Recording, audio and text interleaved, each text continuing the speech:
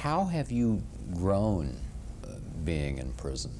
Well, I've had to kind of grow up and just matured a bit more, and I keep trying to better myself and deal with problems from the past and everything.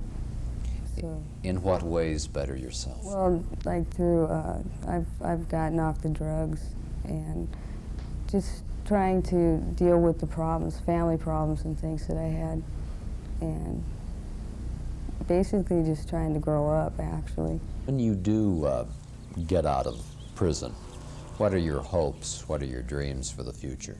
They're the same as, I guess, everybody's. I'd like to have a normal life. You know, I came in really, really young, so I don't really know what it's like out there, you know, and dealing with the world as an adult. And I'd like to go to school and get a job and possibly work with some kids or in a program or something. Brenda Spencer never had a trial. She pleaded guilty to first-degree murder. Now she wants one. During my court appearances, they left a lot of paperwork out that would have had a lot of bearing on my trial if they had brought it up. It would have changed a lot of things. Such as? Well, there's 2 sets of toxicology reports. The ones that went to court with me stated that I was on no drugs or alcohol. And then there's an independent lab test from the same blood samples that show I had blood alcohol levels and a lethal amount of drugs in my system, and that was never raised in court. Including PCP?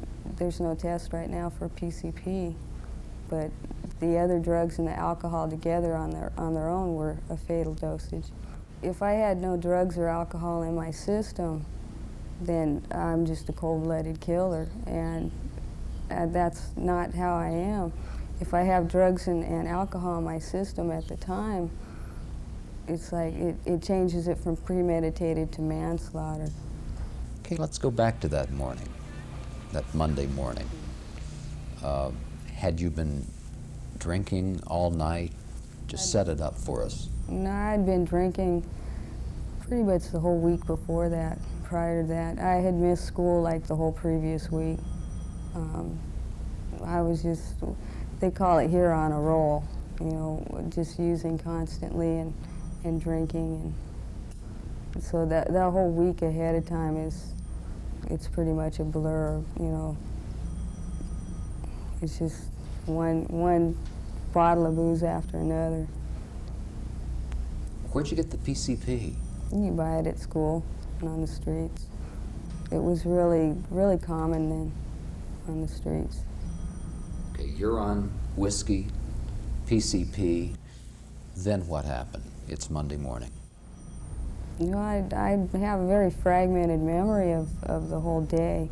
Mostly what I remember is what I've read in the police reports. And I couldn't take you step by step through the whole day, but I basically know what happened.